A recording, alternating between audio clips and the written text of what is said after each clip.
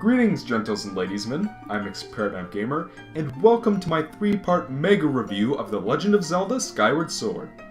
I've spent the better part of a month working on this, so I hope you guys enjoy it. You know folks, when I released my review of Metroid Other M over a year ago, I had no idea that it would end up becoming one of my most successful and well-received videos. The Other M review was where I really got a handle on what direction I wanted to take this channel, and for that reason it has a certain sentimental value to me. Why it was my Super Mario Advance 2 review that eventually became my first video to reach 1,000 views, I will never understand. Regardless, I still consider the Other M review to be one of my more successful videos, and it was interesting to read all the comments I got. One such comment held a request: a review of a Zelda game almost as divisive as its Metroid cousin. Seeing as I have so much to say about this game, it seems like a good way to end off the summer and celebrate my success with Other M. And for those of you complaining that it's too damn long, deal with it. Do you have any idea how long this game is? I have 50 parts worth of gameplay footage, each of which are at least 30 minutes long. At least. Considering just how contested this game is, and that it took me over a week to finish recording it,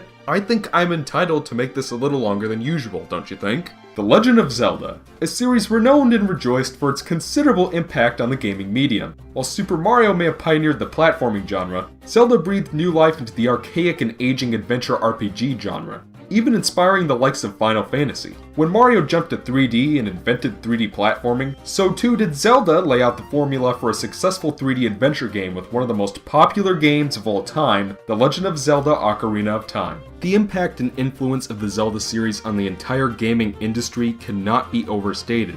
And while that doesn't make it the greatest thing ever, it does make it noteworthy. Since its jump to 3D, The Legend of Zelda has continued to push the boundaries of the adventure genre. Majora's Mask, one of my personal favorites, introduced a 3-day time system and placed more emphasis on side quests. The Wind Waker offered a cel-shaded graphical style and allowed players to explore the vast Great Sea. Twilight Princess offered a more photorealistic but still stylized art direction, a vast and more open Hyrule to explore, a darker tone and atmosphere, and was by far the most cinematic and story-driven Zelda game at the time of its release. While most people jumped in with the SNES classic A Link to the Past, or the Nintendo 64 smash hit Ocarina of Time, my first experience with the Zelda franchise was The Wind Waker. It took me like 2 years to finally beat the damn thing, but I was only 8 years old and I sucked at video games back then, so cut me some slack. When I heard about the development of Twilight Princess, I was the most excited I had ever been for a video game. When the game finally came out, I saved up my own money and bought it myself. While at that point I would have called Twilight Princess my favorite game of all time, though it certainly remains one of my favorite games on the Nintendo GameCube, since then my tastes have changed, and my overall tolerance for nostalgia goggles has waned. For one reason or another, I haven't come back to give Twilight Princess a full playthrough in about 4 years, since right before Skyward Sword came out. Is it as great as I remember it? I'd have to give it another full playthrough. Point is, Twilight Princess blew my socks off. And you can bet your ass I was excited for what our favorite green tunic wearing Hylian was gonna do next. But we wouldn't be hearing about that for another 3 long years, and all we got was this leaked piece of concept art. I remember all the hype surrounding this one little piece of artwork. Who's that in front of Link? Is that the Fairy Queen from Wind Waker? Why does she look like the Master Sword? The Zelda community was as excited as ever, and the hype would only build until that fateful day 1 year later. It was June 15th and Nintendo kicked off E3 2010 with a bang. Shigeru Miyamoto himself, the creator of Pikmin, Mario, Star Fox, and Zelda, stepped on stage to immediately offer the trailer for The Legend of Zelda Skyward Sword, a game celebrating the series' 25th anniversary. Skyward Sword was being built from the ground up to take the utmost advantage of the Nintendo Wii's latent capabilities through an underutilized add-on known as the Wii Motion Plus. But as Shiggy grabbed the controller to demo the game, things took a turn for the worse. Miyamoto struggled and flailed his arms around, desperate to control Link on stage in front of both the internet and a live studio audience. But due to some sort of wireless interference, he was unable to show off the amazing use of motion control that had been promised. This damaged the game's pre-release period considerably. Many people were also disappointed with Nintendo's decision to do away with the more realistic graphical style of Twilight Princess to offer a more stylized look inspired by watercolor paintings. Still more people felt that the decision to focus so much of the game on motion control was also a step in the wrong direction. In time, the explosion of excitement for Nintendo's next-gen Zelda title receded. Meanwhile, a wholly different adventure game took its place. The latest installment in Bethesda Softworks' famous open-world WRPG series, The Elder Scrolls V Skyrim, took the gaming industry by storm. At that point, only die-hard Zelda and Nintendo fans really seemed to care about Skyward Sword anymore. While I was still disappointed with some of the new design choices Nintendo had made, especially after the lukewarm reception of Other M, I was still excited to simply play a new 3D Zelda game, so I remained cautiously optimistic. On November 20th, 2011, the game was finally released in North America. Because I was in the middle of that PlayStation 2 craze that I blabbed on about so much for the past month and a half, I opted to skip out on Skyward Sword and wait for Christmas Eve, and the wait was excruciating. In the time I was waiting to get my hands on a copy of Skyward Sword, all people my age seemed to be talking about was fucking Skyrim. Skyrim has better looking graphics than real life. Skyrim has full-length books in it that you can read. Skyrim has a bunch of dragons in it. Skyrim this, Skyrim that. Let me tell you folks, the hype surrounding that fucking game wore itself out with me really quickly. And then I'd step up to someone and go, how about dat Skyward Sword? That game looks awesome. And people, including Zelda fans that I just happen to know, would all just seem to laugh at me. When I was in elementary school, everybody seemed to own and play Nintendo consoles, but somewhere around junior high, everybody seemed to jump ship to go play Call of Duty and its ilk on Xbox 360. Nintendo was for stupid little kids. Real gamers play Call of Duty. Real gamers play Halo. Real gamers play Skyrim. Maybe I was in a special niche market, but I think the way that my generation, who for the most part didn't have the proper analytical skills to determine whether a game was good or bad, chose to discriminate against Nintendo, and more specifically, the Wii, despite having played very few titles on the system, was completely unacceptable. And unfortunately, it appears that this bias isn't going to go away anytime soon. A close friend of mine and a huge Sonic fan refuses to play Sonic Colors just because it's on the Nintendo Wii. As for me, I was content playing Super Mario Galaxy 1 and 2 and Metroid Prime 3. I didn't really feel like I was missing out on much of the time. And by the time I had reached my later years of high school and had experienced more of what the Xbox and PlayStation systems had to offer, this whole negative bias against Nintendo had worn itself thin with me. Like with Other M, I was hoping that Skyward Sword would be the game to change this larger perception that the Nintendo Wii didn't have any honest-to-God worthwhile games on it. For me, there was a lot riding on Skyward Sword. And on New Year's Eve, I sat down with a close friend and fellow Zelda fan to experience the game for myself. In the 3 weeks it took me to beat the game, it was as fun as Zelda had ever been. When I watched those credits roll across the screen, I felt for sure that I had just witnessed another unmistakable Zelda classic. But as the years passed, the negative sentiment surrounding the game since Miyamoto's tragic E3 demo only festered and bubbled. While most critics like Idiot Games Numbnuts and Douche Pickles Monthly gave Skyward Sword scores in the 9s and 10s, and proclaimed it a masterpiece of game design, one gaming website, GameSpot, was more critical. Giving Skyward Sword a 7.5 out of 10, GameSpot's Tom McShay cited wonky motion controls, predictable structure and padding, and an aging gameplay formula as holding the game back from being a truly great next-gen Zelda. Other non-professional critics and YouTube personalities have since expressed displeasure with some of the design choices made in Skyward Sword. Most notably for me was Nairman214 of Brain Scratch Commentaries, who has consistently described Skyward Sword as being a sucky game. I would reply in detail to his points, but Nairman has neglected to post any sort of full review to explain his opinion in detail, so I can only recall bits and pieces of his argument from what little I picked up from BSC. One of my favorite YouTubers and another BSC member, some call me Johnny, has mentioned on one occasion that the absence of voice acting in Twilight Princess and Skyward Sword bothers him.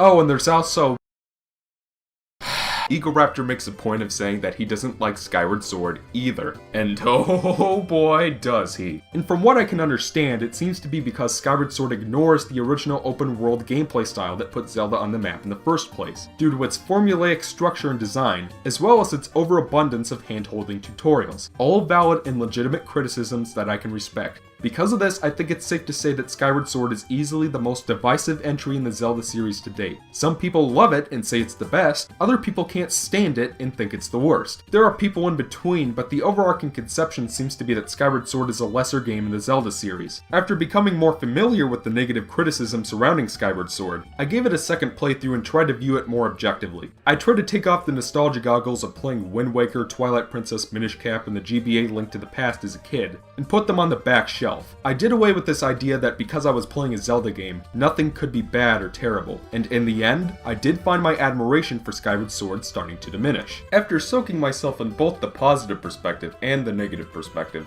it's time to give Skyward Sword one final playthrough. This game came out almost 3 years ago. All the hype, all the nostalgia goggles, all the Skyrim bullshit, it's all gone now. It's just me and the game, and it's time to give it the in-depth review that it deserves. Is Skyward Sword really that bad? Let's find out. The plot is something that I have so much to say about that I'm going to be spending an entire separate video talking about it. For the sake of the review though, I will offer my usual summary. The events of Skyward Sword begin in ancient times. A fierce horde of bloodthirsty demons break free from the underworld and begin to ravage the world above in a search for an ultimate power left behind by the old gods. Hylia, a goddess entrusted with the protection of the ultimate power, gathers the near extinct human race on a chunk of earth and sends it and the ultimate power above the clouds. Working with the remaining surface dwellers, Hylia is able to vanquish the demons. Meanwhile, the humans in the sky come to call their new home Skyloft. Thousands of years later, a Skyloft Academy student named Link, or Michael since that's my name and I was playing, is awoken from his sleep by his close childhood friend Zelda. Link and Zelda are preparing for the Wing Ceremony, a special test that determines whether Link can become a Skyloft Knight. It becomes clear, however, that Link's Loftwing, a member of a race of birds sent by the goddess to protect the humans, won't come when he calls. Working with Zelda, Link learns that local bully Groose, who wants to win the Wing Ceremony as a means of impressing Zelda, has hidden Link's Loftwing somewhere. Link and Zelda are able to find the bird and Link is able to pass the Wing Ceremony. To celebrate, Link and Zelda take a ride together through the clouds, when a black tornado suddenly appears and sucks Zelda down to the surface below. Link is sent flying and loses consciousness. When he awakens, he is greeted by a spirit named Fi, who guides him to the Skyloft Goddess statue. Fi, the spirit of the ancient goddess sword, reveals that she was created by Hylia to assist her chosen hero in a task of great import. Link accepts this destiny, and with Fi's help, sets off to explore the world of the surface below, face the demons from the legend, finish the tasks left to him by the goddess Hylia, reunite Skyloft with the surface, and hopefully rescue Zelda. If you want to know my detailed thoughts on the story, you'll have to watch part 2 when I get around to posting it. So, how about dem aesthetics? I originally was not enthused about Nintendo's decision to depart from Twilight Princess's more photorealistic art direction, but over the years I've warmed up to it. As great as Twilight Princess looked back in 2006, the graphics have definitely aged over the past 8 years. Frankly, I think that game should have been given the HD facelift and not Wind Waker, which still looks pretty nice by GameCube standards. Point is, while I really liked Twilight Princess's aesthetic back in 2006 when I played it for the first time, its more realistic style makes it look more dated in the long run, especially when compared to something more cartoony like Wind Waker. I've thus come to view Skyward Sword's decision to adopt a watercolor graphical style as a smart one. 20 years from now, when even the likes of Skyrim starts to look aged from a graphical perspective, Skyward Sword's more cartoony style will at least remain interesting. One thing that I really like about Skyward Sword is its vibrant palette of bright, flashy colors. Nothing perks up the aesthetic more for me than a splash of color. The character models and texturing also look quite a bit smoother and more detailed than those of Twilight Princess or Wind Waker, and features some very creative character designs. The mocap and animations are also really good, but not everything looks great. There are those few moments where certain details are very clearly and obviously textured on and not actually modeled in 3D. The most notable thing for me is the trees. The graphical artist obviously just splayed a bunch of 2D planes over each other instead of actually bothering to model a tree canopy. Folks, I understand that the Nintendo Wii wasn't exactly a graphics powerhouse for its time, but I can't help but feel that the graphical artist just got lazy when designing some of the assets in this game. While Skyward Sword's visual aesthetic is pretty strong overall, I hesitate to call it one of the best looking games in the console. I'll go on record saying that 2007's Super Mario Galaxy is a better looking game, and that 2010's Super Mario Galaxy 2 looks even better than that. Considering that Skyward Sword was one of the last first-party releases for the Nintendo Wii, I think the fact that it doesn't exactly challenge the system's hardware is somewhat disappointing. Again, I think it's pretty good looking overall, but I know for a fact that Nintendo EAD is capable of better. If you're going to play Skyward Sword, however, I do recommend playing it on a Wii and not on a Wii U. HDMI does not do this game justice, and I only recorded this game through a Wii U because I find recording through HDMI more convenient. It doesn't look terrible on a Wii U, but if you have the option, play it on a Wii. The soundtrack is pretty badass. Building on Twilight Princess, which contained a number of orchestral tunes for boss fights, Skyward Sword uses a dedicated Hyrule Symphony Orchestra to provide an amazing orchestral score. Seriously, I think the soundtrack in Skyward Sword is remarkably underrated. Not every track is great, but the boss themes are heart-pumping intense, the event music perfectly conveys the drama for the in-game cinematics, and the background music does a great job setting the stage as you run around the overworld. I'm also a big fan of the character themes. Zelda's Lullaby gets a lovely flute remix in this game, and Thee's theme is an equally orgasmic track. Also, the game's main theme, the Ballad of the Goddess, is one of my favorite tunes in any Zelda game, period. Seriously, this track is fucking awesome. Even if it is just Zelda's Lullaby backwards, I don't care. The music in this game rocks and doesn't get nearly as much love as it should. On to dem characters. Personally, I'm a big fan of Zelda's characterization in this game. In most games, like Twilight Princess admittedly, she was about as useful as Princess Peach and never really did anything besides getting kidnapped. In Skyward Sword, Zelda has her own task to do, and does so with a sense of pride and responsibility. I also think that the romance between her and Link is just the cutest thing ever, and I usually don't get invested in that sort of thing. When Link does eventually reunite with her, it's such a touching and emotional moment to see her again after all you've been through. Fie is a really underrated character. I can see why some might find her annoying from a gameplay perspective, but when viewed from a character perspective, she's really interesting and unique. The implication from her dialogue is that Fie thinks sort of like a computer, always speaking with big complexicated words and using mindless statistics. We haven't really seen a character like this in a Zelda game before, so she's a nice breath of fresh air. While she seems emotionless and robotic, there's a really touching scene with her toward the end that made me feel genuinely sad to see her go. Good old Groose, how you doing? I know there are a lot of people out there who don't care much for this character, feeling indifference at best and annoyance at worst, but personally I grew to really like Groose. Sure, he's kind of a selfish prick at first, but he has some really strong and believable character development that makes him one of the most interesting characters in the game. After seeing Link do battle against a ferocious beast, Groose starts to realize that his destiny may not be at Zelda's side, that he may just be a normal guy. After moping around for a while, Groose gains a new understanding of himself and actually goes out of his way to help Link, and even take care of others who need his help. Seriously, this guy is severely underrated. I enjoy him quite a bit. And then there's the deliciousness that is Demon Lord Girahim. I wasn't especially keen on him at first, but he's become one of my personal favorite villains in the whole series. Ganondorf may be a big serving of ham and cheese, but Girahim is surprisingly relatable. Imagine if you were the bad guy, and it was your job to stop Link from saving the day. Imagine how you'd feel after discovering that because of him, a test that you had worked hard at for thousands of years was all for naught. That's what makes Girahim so much fun to watch. You feel and understand his rage, his excitement, his growing insanity. I'm glad that both him and Fie are making a reappearance in Hyrule Warriors. Stay tuned for a review on that one, folks, because I couldn't be more excited. I also really get a kick out of the side characters in this game. One of my favorites is Gorko, a Goron archaeologist who travels the land in search of relics left behind by the goddess. It's so much fun to watch him dance with excitement after discovering something new. All the previous Goron characters were always these kind-hearted but simple-minded barbarians. But Gorko is a scientist dedicated to the pursuit of knowledge, something that we honestly hadn't seen before. Another of my favorites is the Skipper, an ancient robot who was entrusted by Hylia with an important sacred MacGuffin that lies in his ship. However, a mutinous pirate took over his ship and him and his crew were thrown into the ocean.